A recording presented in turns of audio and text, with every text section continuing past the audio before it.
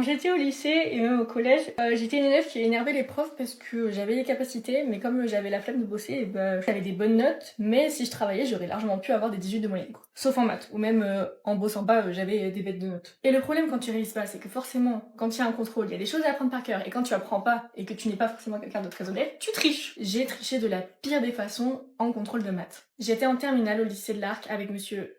Je peux pas le dire. Je sais qu'il est toujours prof là-bas, je vais essayer de l'imiter. Mais enfin, les solutions réelles pour un polynôme du second degré avec un delta négatif n'existent pas. C'est comme écraser une mouche avec une enclume.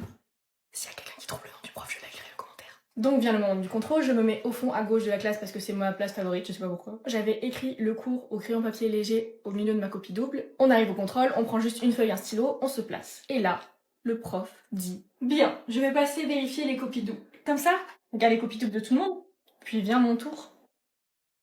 Laetitia ? Il m'a pris ma copie double, il l'a déchirée, il m'a placé tout devant de la salle et m'a donné une autre copie. Et il m'a dit « Fais le contrôle, mais je sais pas encore ce que je ferai de toi. » Je me suis jamais fait prendre quand je trichais vraiment. Là, je l'ai fait au dernier moment, je sais pas pourquoi, j'avais même pas besoin parce qu'en vrai, je connaissais mon cours. Quand j'ai vu le sujet de maths, j'ai vu que j'avais même pas fait une anti-sèche sur le bon cours. J'ai eu 16 à ce contrôle. Donc je n'avais pas besoin de tricher. Et pour me punir, mon prof a divisé la note par 2. Du coup, j'ai eu 8 sur 20 et c'était écrit sur mon bulletin à Parcoursup. Monsieur le prof de maths du lycée de l'Arc, malgré ce passage un peu douteux de ma carrière scolaire, j'ai réussi à entrer en école de vétérinaire. Bonjour, comment ça va? Bonjour. Bon, tout va bien niveau contraception, tout ça, pas de problème à signaler? Oui, tout va bien.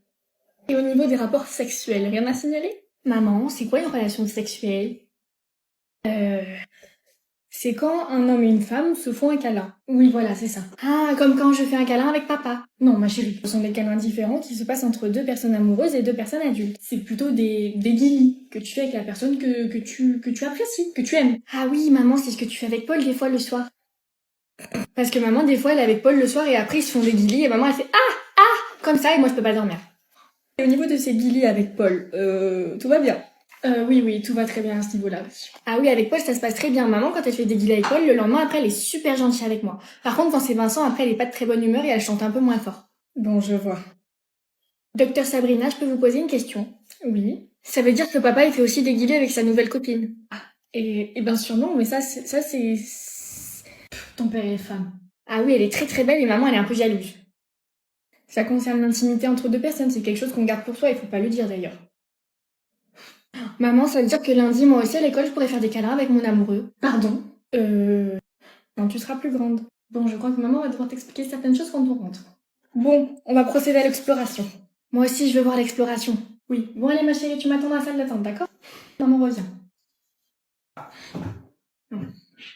Chose que je faisais quand j'étais petite et que j'ai honte d'admettre. Il faut savoir que quand j'étais petite, ma mère, elle était maîtresse de CE1, et comme j'étais la fille de la maîtresse, tous les garçons de CE1 étaient amoureux de moi. Tout ce que je faisais, étant vraiment un ange, c'est qu'avec un si grand harem de garçons derrière moi, et fallait bien que je trouve un moyen de les départager, pour qui pourrait gagner mon cœur.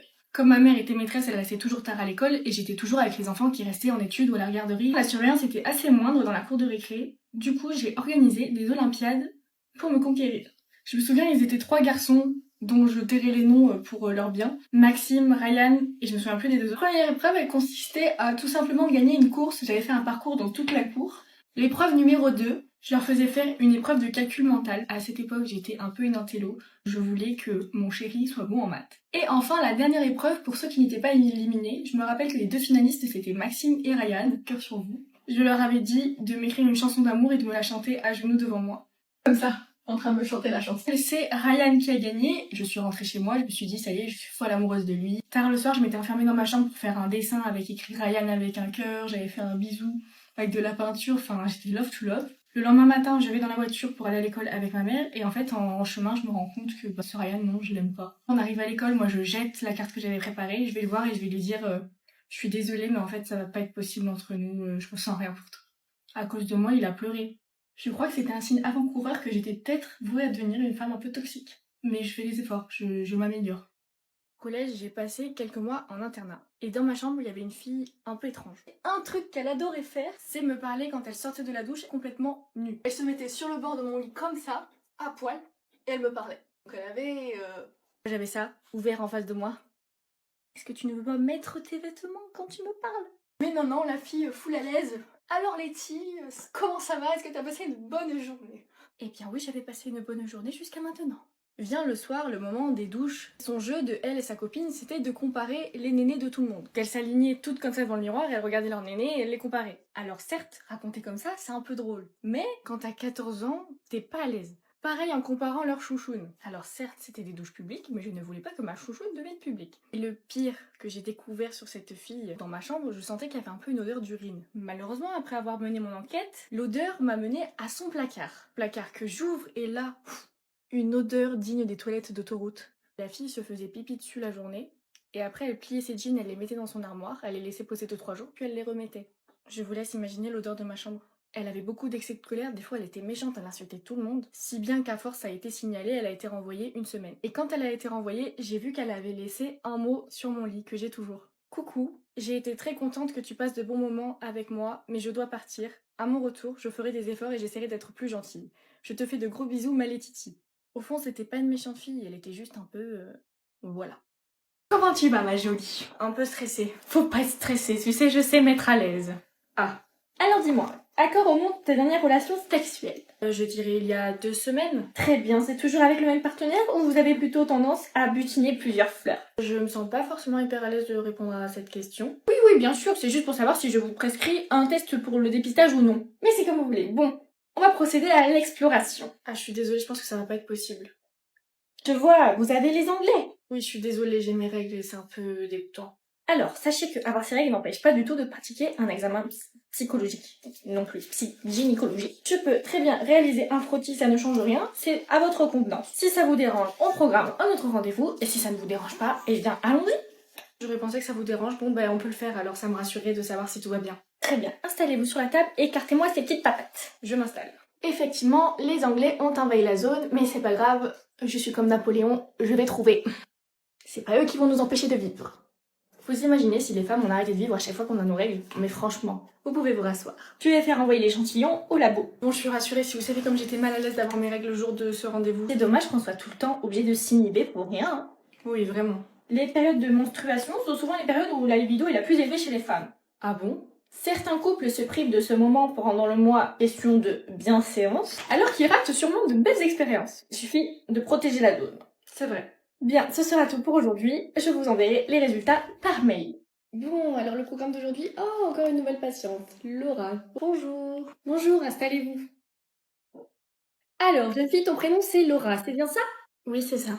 Bon, alors je vois sur ton dossier que tu as déjà pris rendez-vous chez un gynéco. Alors dis-moi ce qui t'emmène. Eh bien, j'ai des petites douleurs qui font que... Enfin, c'est pas confortable et je sais pas pourquoi, donc ça m'inquiète un petit peu. D'accord. Et depuis quand ça arrive tout ça? Ça fait à peu près 3-4 jours. Très bien. Bon, avant de procéder à l'exploration, je voudrais savoir, quel moyen contraceptif utilises-tu? Aucun. Aucun? Peut-être des préservatifs? Non, non plus, rien du tout. D'accord. Et de quand date le dernier rapport? Docteur, ma fille se préserve. Elle ne fait pas ces choses-là. Il y a à peu près 10 jours. Donc ni vous ni votre partenaire utilisez de moyens contraceptifs? Non, parce qu'en fait, je fréquente que des femmes. Chérie, ne sois pas grotesque. D'accord, il fallait me le dire avant. Excusez-moi. Oui, maman, j'aime les femmes. T'as pas honte? Qu'est-ce que je vais dire à ton père, moi? Oh, ça ne m'est jamais arrivé de devoir demander à une mère de respecter sa propre fille. Donc, pour le respect de ma patiente, est-ce que vous voulez bien sortir, s'il vous plaît? Je vous dénoncerai à l'ordre des médecins. Pas de problème. Écoutez, je vous inviterai à vous documenter, peut-être pour faire évoluer votre pensée qui est un peu moyenâgeuse. Voilà. Au revoir.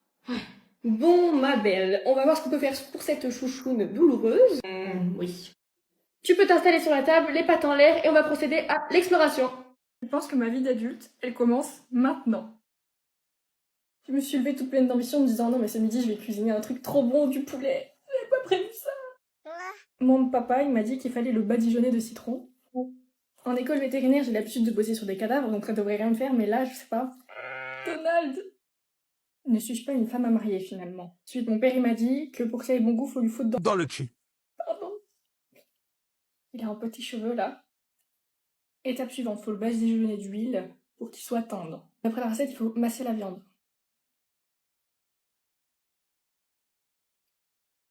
Voilà, c'est fini. À toi. J'ai jamais eu de poule chez moi, je sais pas si ça s'éduque bien, ça. Poulette, assis. Couché. C'est bien. Faut bien saler. Je vais couper les pattes. Alors ça, c'est le quadriceps, ça c'est le triceps. Et ça, c'est l'articulation du genou. Ce que j'ai fait était absolument inutile. J'ai ajouté des patates, je rajoute de l'huile, du sel, et pour que ça ait bon goût, dans un verre, tu mets de l'eau et 2 cubes or.